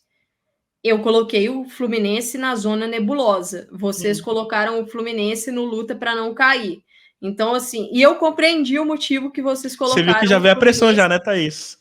Eu compreendi o motivo que vocês colocaram o Fluminense para lutar para não cair. Eu vou colocar o Botafogo na zona nebulosa para seguir esse meu raciocínio, mas eu acho que é uma equipe que é a linha tênue da zona nebulosa e luta para não cair. O Botafogo conquistou o título da Copa Rio e teve alguns jogos positivos na competição, mas mostrou também alguns problemas. É um time que está subindo da Série A2, é um time que já passou recentemente pela elite do campeonato e acabou sendo rebaixado. Então, acho que tem também esse know-how, né? Tipo o know-how que a gente falou do Red Bull Bragantino. Vamos ver como é que vai ser. O Botafogo tem um treinador muito experiente, que é o Jorge Barcelos. É um cara que conhece muito o cenário nacional. Mas, assim, é uma equipe que vai precisar da consistência, especialmente nesse início, para fugir. Eu acho que se encaixar, pode vir a beliscar uma vaguinha, mas eu acho que o lugar do Botafogo é mais essa zona ali, entre fugir da última vaguinha de Z4, por exemplo, e ficar na zona do nem, como a Thaís costuma falar, o nem G8, nem Z4. É isso, Thaís. E aí eu tava brincando que a Amanda jogou a pressão, né? Porque o critério é quase o mesmo no Fluminense. No entanto, no caso do Botafogo, eu acho que o Botafogo me mostrou mais motivos para acreditar que possa ficar. Não só pela Copa Ouro, acho que antes mesmo, né? Pelas peças que contratou. A gente tá falando aqui de peças. A Silvana, uma boa zagueira que jogou no Fortaleza, veio do Fortaleza, né? Boa zagueira. A Nath Fabem, que também estava no Bahia, foi bem no Bahia. A Luciana Gomes, que estava no Atlético Mineiro. Enfim, é um dos nomes aí que eu gostaria de lembrar. E só para lembrar também, né, o começo do Botafogo é Ferroviária, Grêmio, Palmeiras, Real Brasília e São Paulo. Eu vim abrir a tabela do Botafogo aqui para dizer se eu acho que briga para não cair ou se é zona nebulosa. É porque eu acho que é importante. A tabela do Botafogo é um pouco melhor do que essa tabela do Fluminense, né? Que a gente falou que é bastante cruel no começo. Pega a Ferroviária, jogo chato. Pega o Grêmio, um pouco mais acessível. Ali aí pega o Palmeiras, jogo chato. Aí tem o Real Brasília, um pouco mais acessível. Aí o São Paulo, para mim é uma incógnita ainda. Daqui a pouco a gente vai falar. eu uso o mesmo raciocínio do Botafogo, do Fluminense para o Botafogo. Acho que o time que subiu, o objetivo dele é não cair. O Botafogo até tem alguns enfrentamentos interessantes contra Flamengo, por exemplo, que é uma equipe que ele está acostumado a enfrentar, mas eu acho que na hora que o Campeonato Brasileiro pegar, o Botafogo vai ter dificuldade. Vai ter dificuldade. Os duelos diretos serão fundamentais, né, Thais? Serão. E aí você, se vacilar, é muito difícil recuperar, porque é só ida, não tem volta. Então é super curto, 15 rodadas passam num piscar de olhos. Esse jogo contra o Grêmio, eu não sei se ele é duelo direto, mas era um jogo importante para o Botafogo pontuar, né? Aqui, mesmo que fosse beliscar um pontinho, porque senão corre um grande risco de começar 0-9 nessas 3 primeiras rodadas. Então eu acho que o objetivo do Botafogo é não cair. Eu acho que é a luta para não cair. Vou jogar aí no seu colo, Rafael Alves. No caso, e assim, vai ter time da zona nebulosa caindo. Mas eu concordo com a Amanda. Eu acho que a linha tênue ali de repente pontua um pouquinho mais e consegue administrar uma vantagem em relação aos outros. Mas isso é muito no detalhe. Se fosse para apostar entre Botafogo e Fluminense, Thaís, um desses dois vai ficar. Quem que você apostaria? Só um deles cai? Não, só um deles cai. Só o último cai do Brasileirão, mas aí vai ficar entre Botafogo e Fluminense. Vão se enfrentar na final. Quem que você acha que fica? Eu acho que o Botafogo ficaria nesse cenário. Mas, eu também acho que o Botafogo ficaria. Eu acho que o Fluminense ficaria. Sério? Nos pênaltis, eu acho que seria tipo assim, nos pênaltis. Não, mas é muito parelho, porque eu acho que são duas equipes que estão em patamares muito semelhantes para esse campeonato. Patamares muito semelhantes. Eu coloquei aqui, mas sem convicção. Eu acho que o Botafogo tem um trunfo interessante. Então. Tem algumas peças de base legal. Sim. Tem algumas peças de base legal. Ano passado, o Botafogo tentou trazer a Giovanna Waxman para disputar o Brasileiro. Não podia, porque ela tinha menos de 14 anos. Será que o Botafogo vai fazer esse movimento de novo depois do Sul-Americano Sub-17? Será que a Giovanna volta para os Estados Unidos ou ela volta para o Brasil para disputar esse Campeonato Brasileiro até essa primeira fase, né? Vai até o meio do ano, como a Amanda falou, com o Botafogo? Não sei. Seria uma peça interessante para o elenco? Seria, mas eu acho que é muito no abstrato aqui. Então, para mim, briga para não cair. Eu pensaria que o Botafogo está um patamar acima dos times que brigam para cair. Acho que o Botafogo está um patamar acima do Atlético Mineiro, do América Mineiro e do Fluminense. Não acho que está no patamar do Red Bull Bragantino, embora eu fiz esse paralelo entre as duas equipes. Eu acho que ela tem um potencial de sair. Mas eu não consigo olhar, por exemplo, ainda mais quando eu amplio isso e vejo Avaí e Real Brasília, eu não consigo ver o Botafogo nesse patamar. Então, por isso, eu deixo no luta para não cair também, embora os argumentos da Amanda para ambos fazem sentido. Enfim. Falando em Amanda... então, Amanda, você não falando do Botafogo, né, mano? Você já tinha falado. Não, falei. Falou? Falando em Amanda, agora entendi. Falando em Amanda... O Atlético Mineiro, o Clube Atlético Mineiro, inclusive tem matéria lá no Planeta Futebol Feminino que a Alicia foi lá acompanhar, né, a inauguração dos novos treinos do novo CT, né, do Galo, do feminino, e tem matéria no Planeta Futebol Feminino, vocês podem assistir lá. O Atlético Mineiro fez assim, comprou quase um elenco novo inteiro, né? Anunciou 2 contratações agora enquanto a gente está aqui. Daqui a pouquinho eu trago aí os nomes. Depois você traz, mas enfim, são só aqui, na minha lista aqui, 6, 12, 18, enfim, o elenco inteiro, né? Praticamente novo. Mas entre elas, a goleira Stephanie do Santa Fé, acho que dá para se destacar, a Ariane do São Paulo, que não teve muitos minutos no São Paulo, a Maitel do Nacional, acho um jogador interessante. A Elisane, que era do Red Bull. Galo anunciou aí a zagueira Tamires e a meio-campista Kika Brandino para reforçar o Galo. Uma veio do Grêmio, outra vem do São Paulo. A Tamires teve passagem pela dupla Grenal, né? Passou pelo Inter, depois passou pelo Grêmio. A Kika, passagem por Flamengo, por São Paulo, lesões também, mas nenhuma dessas jogadoras era titular em nenhuma das equipes que elas passaram, assim, titulares costumeiras. Então, assim, são reforços, pelo menos na minha visão, do nível que o Atlético Mineiro já vinha apresentando ali para a temporada. E aí, já passando, Amanda, quase um elenco todo novo, né? Quase um elenco todo novo num campeonato que tem 15 rodadas, você fazer esse time encaixar, acho muito difícil. Eu não vejo outro caminho a não ser brigar para não cair, não sei se você concorda. Coloco o Galo em luta para não cair. Acho que a questão aqui é você tem um treinador novo, Antônio Menezes, que não vem de bons trabalhos, um treinador que não vem de bons trabalhos em divisões anteriores até, não é de A1. O Antônio Menezes não conseguiu subir com o Vasco, por exemplo. Exato. Então, assim, é uma aposta com um elenco que, em termos de qualidade, de nível, em relação ao que era em 23 e 22, para mim ele perde nível para 24.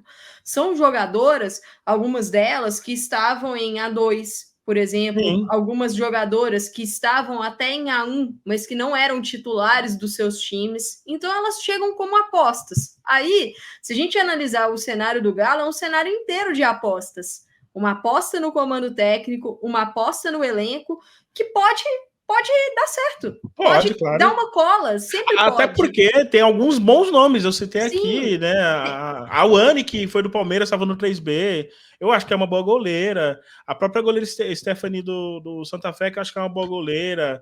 A Isa Santos, que veio do Curitiba, é uma boa zagueira, enfim. Só que falta peso, né, Rafa? Falta peso. Então, a gente não tem certeza nenhuma. A temporada do Atlético Mineiro é uma temporada de incertezas, que aí entra também a questão de estrutura, a questão de extracampo, que foi muito discutida nos últimos meses. A equipe apresentou agora as novas instalações da Vila Olímpica, com gramado, com vestiário para as jogadoras. O que a gente quer saber é se essa infraestrutura, se ela vai ser mantida com qualidade para o restante da temporada, né? Mas, assim, é uma temporada de incertezas. Do projeto também.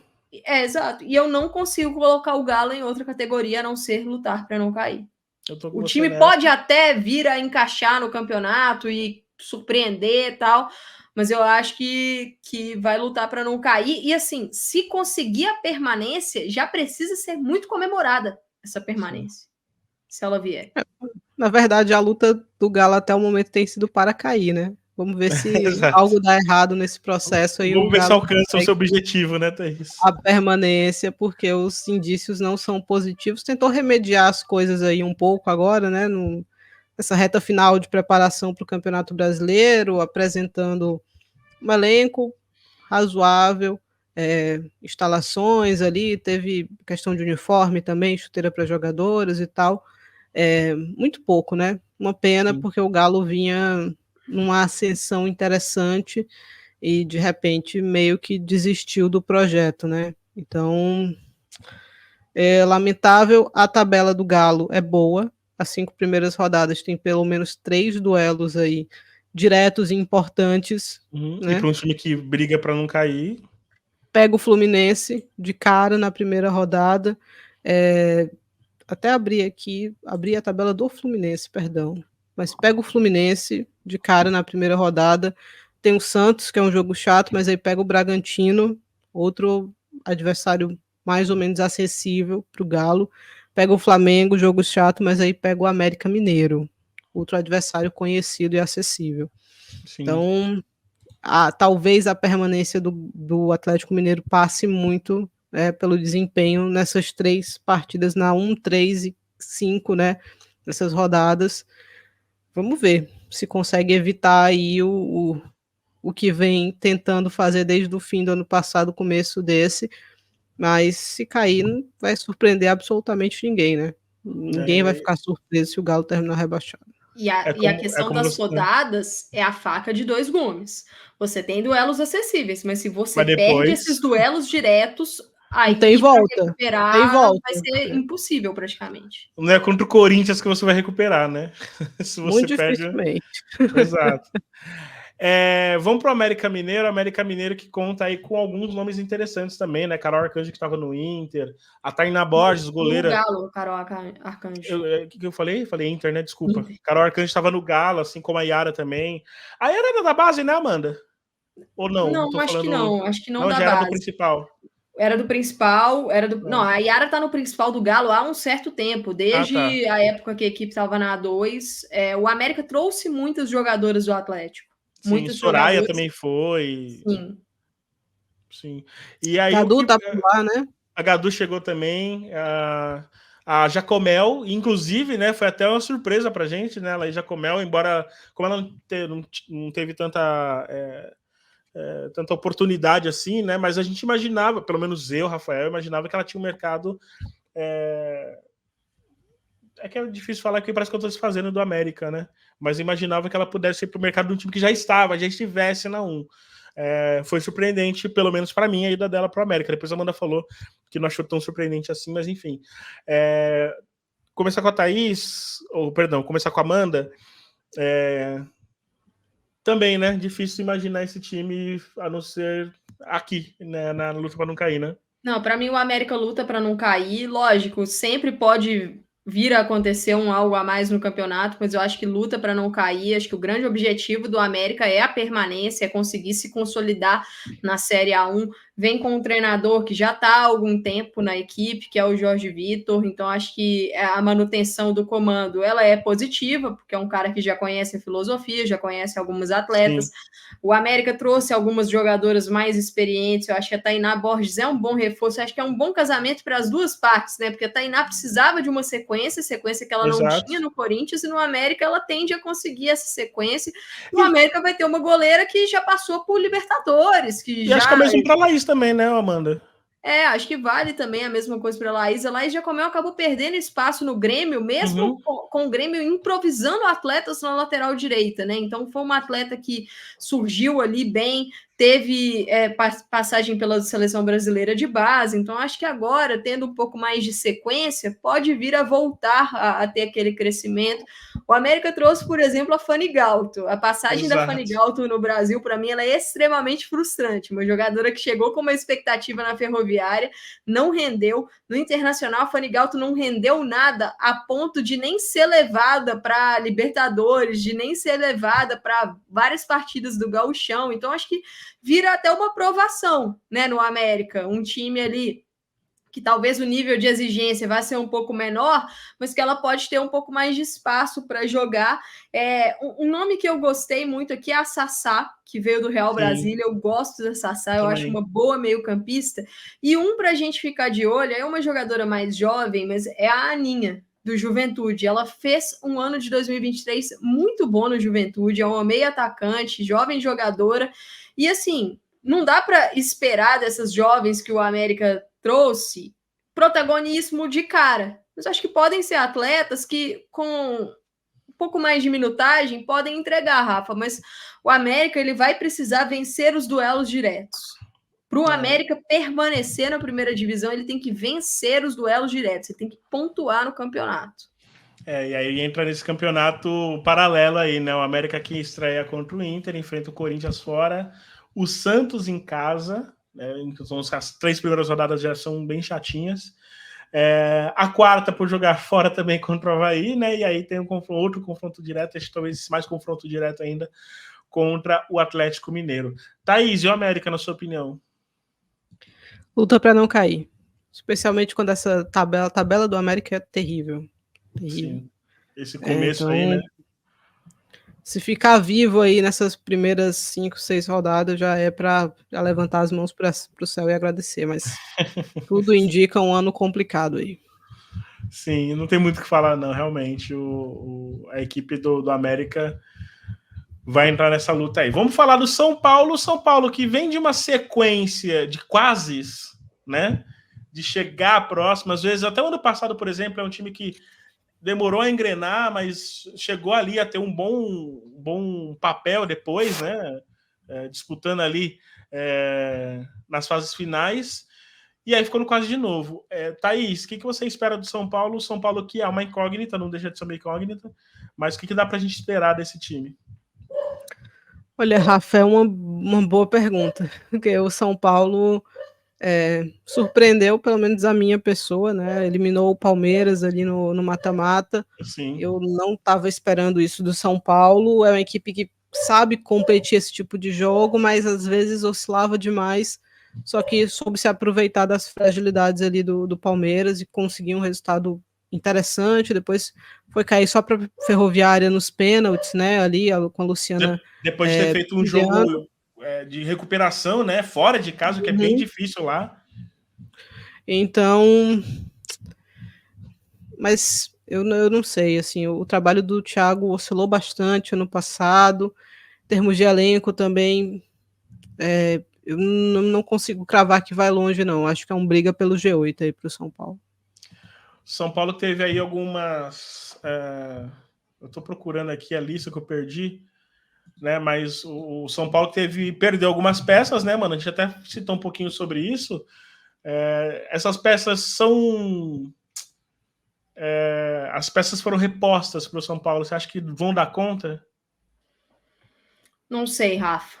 Acho que a gente vai precisar esperar a temporada começar para ver como é que esse trabalho do São Paulo vai encaixar. Só para fazer um spoiler aqui, acho que São Paulo e Santos, né, são dois times que a gente olha e fala assim, o que será que vai acontecer, né? Mas eles são diferentes para mim. Eles são diferentes e eu vou colocá-los em categorias diferentes, porque o São Paulo, para mim, é briga pelo G8. Eu acho que o Viana fez um bom trabalho em 2024. Não foi uma temporada perfeita. Eu acho que assim, o fato do São Paulo ter chegado longe nas competições não pode servir para tapar o sol com a peneira. O São Paulo chegou longe nas competições, mas ele tinha problemas ali também. Então, esses problemas precisam ser endereçados em 2024, né? Acho que o São Paulo perdeu aí algumas peças que, por exemplo, a Naná, eu acho que é uma peça que vai fazer falta para o São Paulo. A Gláucia, em alguns momentos, ela foi muito importante para o São Paulo, mas eu gostaria de ver mais minutos para jogadoras da base, porque eu acho que o São Paulo tem muita qualidade. Achei um tremendo vacilo o São Paulo ter deixado a Giovana Barraca escapar para o Flamengo, porque ela é uma jogadora muito promissora, jogadora de categoria de base, e que, para mim, ela e a Ravena já deveriam ter tido, Ravena, Kedma, já deveriam ter tido minutagem na zaga. Era o setor mais falho e inacreditável do São Paulo não ter tido minutagem no ano de 2023.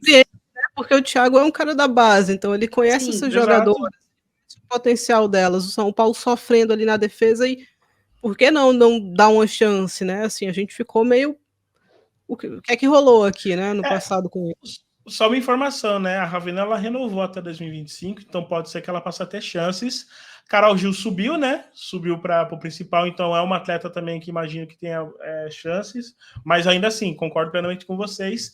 E aí só também, eu estava procurando a lista aqui, eu lembrava de alguns nomes, não de todos. Então eu lembrava da Bia Menezes, lembrava da Ana Bia, mas a Dai Silva, que era do Taubaté, né? Não aquela Dai Silva que foi para o Flamengo. A Jéssica Soares estava no Inter, a Kaká, que estava no Santos, e a Camilinha, que estava no Palmeiras. A Camilinha talvez seja uma contratação interessante em que pese a regularidade da Camilinha. Além disso, o São Paulo manteve também, a Aline Milene manteve a Mariana Santos, a Ariel, Maressa, atletas que assim, a gente pode debater uma série de fatores, mas foram importantes para o crescimento do São Paulo na reta final do ano passado. O São Paulo tem bons nomes, Rafa, mas eu acho que a gente tem que esperar para ver como que o Viana vai encaixar isso num coletivo forte. Manter a Ariel e manter Mariana Santos, por exemplo, são excelentes manutenções, mas o São Paulo perdeu a Micaele, que é uma jogadora que, ainda que ela tenha oscilado muito nessas últimas temporadas, era uma peça ali que rendia em certos momentos. Então vamos ver se quem chegou vai conseguir suprir isso. A contratação da Bia Menezes, eu tenho as minhas ressalvas, mas ela na Copa Ouro pela Seleção Brasileira, ela mostrou que ofensivamente ela pode ser uma jogadora que vai entregar para esse São Paulo. Defensivamente, aí eu acho que vai necessitar ajustes. Então, vamos ver como é que o Viana vai conseguir transformar esse coletivo nos momentos fortes. Eu acho que o São Paulo briga pelo G8, eu acho que o São Paulo vai se classificar, mas para um algo a mais do que isso, vai precisar também de um algo a mais das jogadoras. E eu gostaria de ver a temporada de Dudinha, craque do São Paulo. Porque eu acho que ela já está nesse patamar, então eu gostaria de ver. Mas é outra atleta que deve perder parte do campeonato por causa do Sul-Americano Sub-20. Exato. Além do Dinha craque do São Paulo, eu gostaria também de ver a Ana Bia titular. Não acho que vai acontecer, mas para mim a titularidade indiscutível da Carlinha não é compreensível por parte do São Paulo. Acho que a Ana Bia é uma jovem goleira, 22, 23 anos, né, se não me engano. Sim. Tem potencial, tem bastante potencial, então gostaria que não esquentasse banco a temporada inteira, né? Acho que deveria existir uma briga justa ali pela posição de titular, porque eu acho que a Ana Bia tem condições de agregar coisas mais interessantes do que a Carlinha, óbvio. Vamos ver como é que isso acontece na realidade, né? Mas acho que a chance de brigar pela posição ela deveria ter. E a Carlinha até foi importante em alguns momentos, né? Naquela eliminação contra o Palmeiras, no segundo jogo contra a Ferroviária, mas é como eu até disse, né? É incontestável, né? Daria para você ter aí uma opção também, né? Porque aí fica difícil até você captar goleiras para o São Paulo, né? Como é que uma goleira vai sabendo que não vai praticamente não terá chances, né? Então vale a pena ter pelo menos ali uma segunda opção. Concordo com vocês. O São Paulo que vai estrear contra o Cruzeiro, né? Estreia contra o Cruzeiro neste sábado às 16 horas. Vamos para o Santos. O Santos que vai estrear com... Tem que colocar o São Paulo ali, Rafa. Puxa o São Paulo aí. Briga pelo G8. Eu concordo com vocês também. Eu ia falar isso, inclusive. Obrigado. E aí, para finalizar, vamos para o Santos. O Santos que também teve ali um pacotão de muitos nomes, né? Alguns que já fizeram parte do Santos, como a própria Karen, inclusive imaginamos que ela terá chances, né? Que ela terá sequência. E aí conta com outros nomes que já fizeram parte do Santos em outras ocasiões. Janaína, a Dani Silva. 17 reforços. Suzane, que já foi do Santos. Maria Alves. Maria Alves, eu nem lembrava dela. Né? Conta com alguns nomes da base, mais novas, né? Como a lateral Lívia Matias, que era da base do Corinthians. A Leidiane, que estava no Atlético Mineiro, que já não era da base, obviamente, né? Já estava no principal do Atlético. Carol Baiana voltando, enfim. O Santos, ele vive um ciclo de algumas atletas, né? Que a gente olha assim para 2012 e vem 2024, a gente vê Janaína, Dani. É curioso isso, né? Assim, o Santos, para mim, é um time que vai ficar na zona nebulosa, ele pode viabilizar ali a 8ª vaguinha do G8, por exemplo, mas não tem como a gente falar do Santos sem mencionar as questões de bastidores, as questões extracampo que permearam o ano de 2023 do Santos. Porque isso acabou impactando na saída de muitos atletas de lá. Então, será que o Santos vai ter um ambiente mais seguro e tranquilo para trabalhar no ano de 2024? Como será o rendimento do treinador Bruno Silva, que, na minha visão, não teve um bom rendimento desde que ele assumiu ali no Santos, na reta final, assim, no segundo semestre do ano de 2023? Muitos reforços, muitas mudanças, como esse time vai encaixar, porque o Santos em anos anteriores, mesmo tendo um elenco mais recheado de nomes do que esse, já não estava rendendo bem. Gostei da chegada da Olivia McDaniel, a jogadora de Filipinas, para o gol do Santos. Imagino que Reina Bonta tenha tido um papel nessa chegada, porque a McDaniel fez uma grande Copa do Mundo, mas uma coisa é uma Copa do Mundo ali, 3 jogos, rápido, Filipinas, outra coisa é um campeonato num outro país de pontos corridos. Eu acho que essa disputa no gol do Santos está aberta. Essa disputa. Acho que o reforço da Suzane é interessante, porque é uma jogadora que teve alguns bons momentos ali pela Ferroviária, mas o que mais me preocupa, Rafa e Thaís, para o Santos é o coletivo. Como é que esse coletivo vai render? Porque o Santos, nos anos anteriores, sofreu muito no seu coletivo, perdeu para essa temporada a principal jogadora, que foi a Tainá Maranhão. Assim, a perda da Cristiane é uma perda pesada pelo nome, pelo que a Cristiane representa, mas para mim a craque do Santos em 2023 foi a Tainá Maranhão, e o Santos perdeu a Tainá. A Tainá resolveu muito jogo para o Santos ali. Então, quem que vai resolver jogo para o Santos nesse ano? Vai ser a Kathleen, super experiente? Vai ser a Taizinha, super experiente? Ou será que o Santos vai conseguir, desses reforços aqui, tirar uma jogadora para resolver, para ser a craque do time? Eu vejo o Santos com muita incerteza nesse ano. Sim. Thaís, a Charcopa também, né, que era do Independente Del Valle, Independente Del Valle, que era um dos destaques do Independente Del Valle em Libertadores passadas. Também está no Santos, eu não sabia disso não, eu fui ver agora, eu descobri que ela estava no Santos. Onde colocaremos o Santos aqui, Thaís? Zona nebulosa, se tiver um ano bom, briga pelo G8, mas eu acho que fique bem claro, eu não acho que o Santos briga para... não vejo o Santos brigando para não cair, né? Olha, eu acho que tem equipes que flertam mais com rebaixamento do que o Santos. Sim. Mas... Por isso que eu acho que ele não vai cair. Mas é um elenco, 17 reforços, é um elenco reformulado, né? Um elenco novo, não necessariamente jovem, mas novo para o Santos. Perdeu peças muito importantes, que eu acho que poderiam ter ficado, especialmente as mais jovens, que eram peças valiosas ali para a equipe santista. E eu acho que não chegou ninguém à altura. Da Tainá Maranhão, por exemplo. Gi Fernandes também. Gi Fernandes que saiu, e polivalente, né, podendo jogar em mais de uma posição. A Yaya não teve uma boa passagem pelo Santos, mas ainda assim o Santos perdeu para um rival direto local, né, ali perdeu para o Corinthians. Então eu acho que vai ser uma temporada complicada para o Santos. Eu acho que a zona nebulosa, se o ano for bom, se a temporada for boa, consegue uma vaguinha no G8, mas hoje não dá para cravar isso. E vale lembrar que é um 2024 de Libertadores para o Santos. Então, o Campeonato Brasileiro é muito importante para a equipe santista para preparar para a competição, para preparar para a Libertadores, né?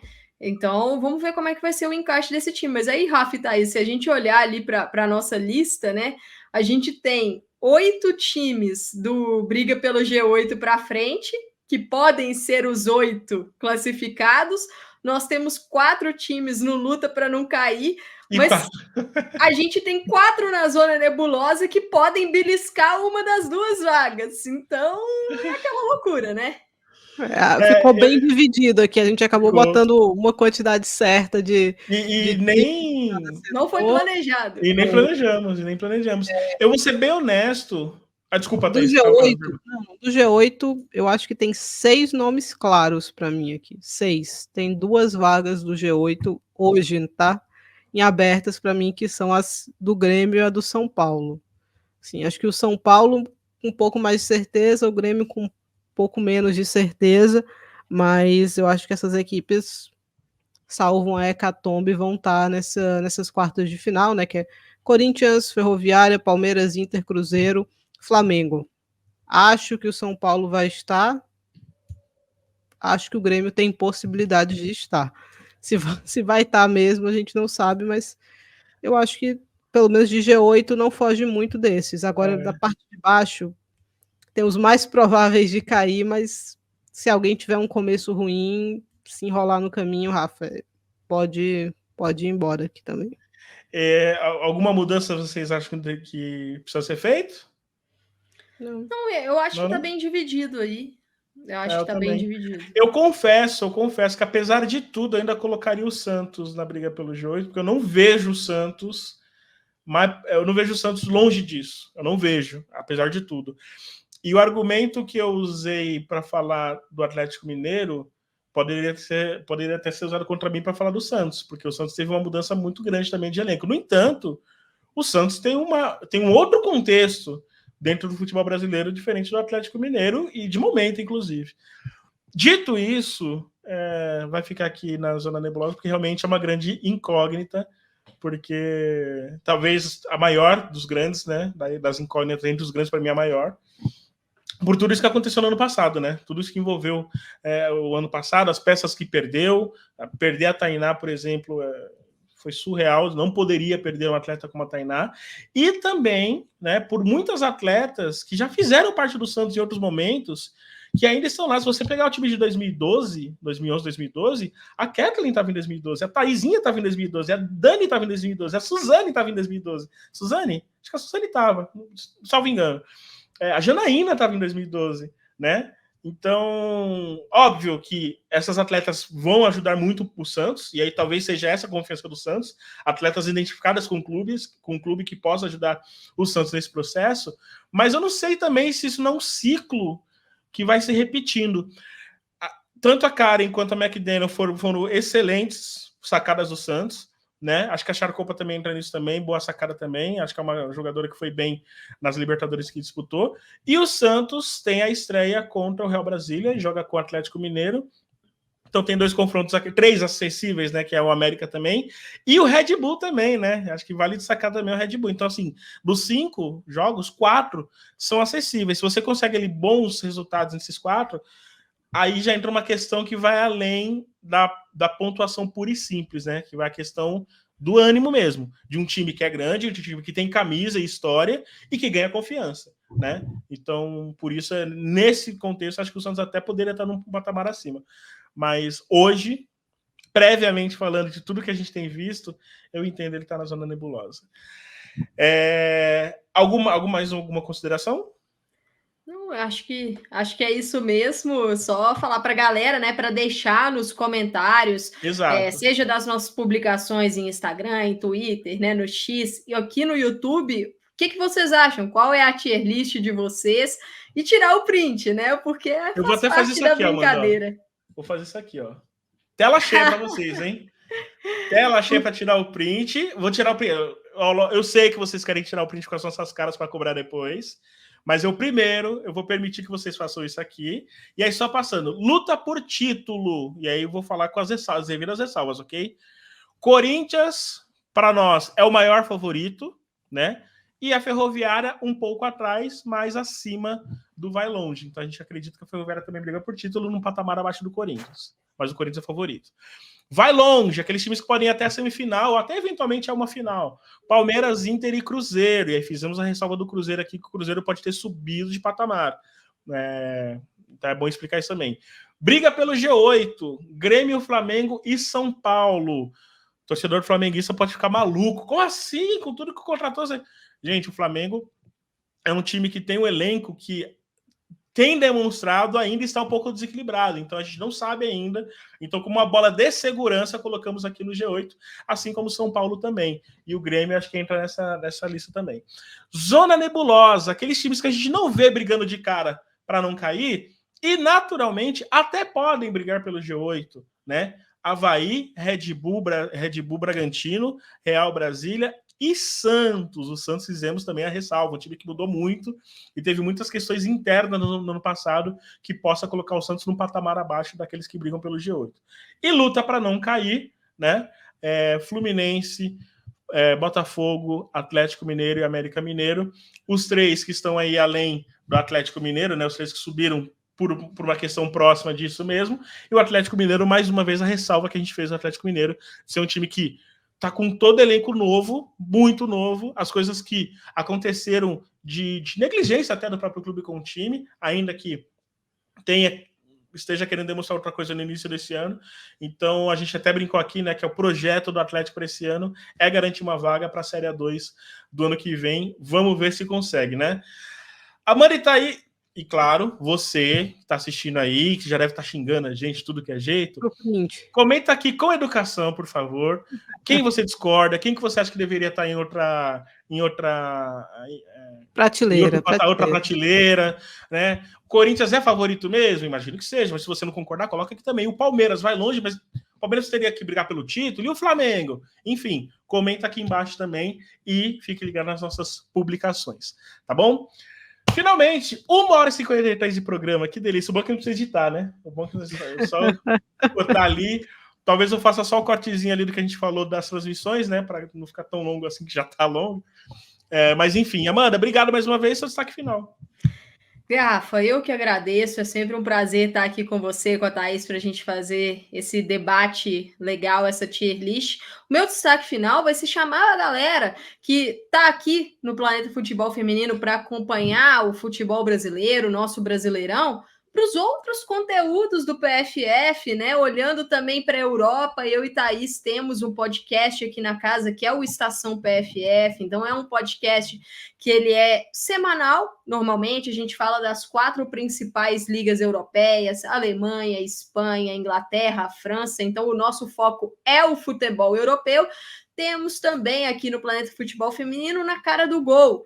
Tem uma página no X, no Twitter, que é @nacaradogol, GOAL, a grafia de gol, mas episódios de podcast. Você pode acompanhar no seu agregador favorito, você pode acompanhar aqui no YouTube do Planeta Futebol Feminino, porque o foco do Na Cara do Gol é o futebol estadunidense, NWSL e Seleção dos Estados Unidos. Então, são outros conteúdos que o Planeta Futebol Feminino traz para a galera que quer expandir, né? Não só o futebol nacional brasileiro, mas quer olhar também para a Europa, para Estados Unidos. Então, vem com a gente e nos sigam aí. E semana que vem tem Champions League, tá? Então tem live de Champions League após a rodada. Fiquem ligados. Thaís, foi divertido, né? Sempre divertido, Rafa, Amanda. Agora a gente fala em série aqui, mas a gente se diverte. A gente se diverte, então acho que é isso. A Amanda deu o recado aí, acompanhem os outros programas do PFF, acompanhem nas redes, no Twitter a gente está sempre informando quando tem live, às vezes tem live surpresa, né, assim, de uma hora para outra a gente decide que vai fazer alguma live, então sigam, que é isso, a gente oferece aí o melhor conteúdo possível. Esse mês ainda tem sorteio de Olimpíadas, tem muita coisa ainda para a gente falar esse mês. Eu queria ter feito a tier list ao vivo, porque imagina como é que o chat estaria agora. O pau ia estar quebrando. Mas enfim. Ia durar 5 horas que o pessoal pede. Exato. Beijo, Ana Vinagre. Beijo, Isabéis.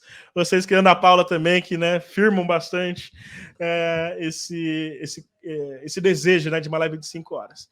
É isso, gente. O Pix do Planeta Futebol Feminino tá aqui embaixo. Então, se você quiser ajudar uma mídia independente com qualquer quantia, fique à vontade. Em breve a gente vai fazer lá um campo de inscrições do YouTube de direitinho também. O pessoal já estava perguntando. Então, quem quiser nos ajudar, já pode ajudar aqui pelo Pix. Eu vou encerrar com a tela assim, ó. Eu vou encerrar do jeito que está aqui, a tela daqui da tier list, para vocês printarem, colocarem as nossas caras e nos xingar. Não, xingar não, vai. Mas tirar onda lá, fazer o passivo-agressivo que vocês gostam de fazer com a gente nas redes sociais. Dito isso, bom dia, boa tarde, boa noite. Até a próxima. Essa foi mais uma edição da tier list do Brasileirão Feminino A1. Beijo, tchau.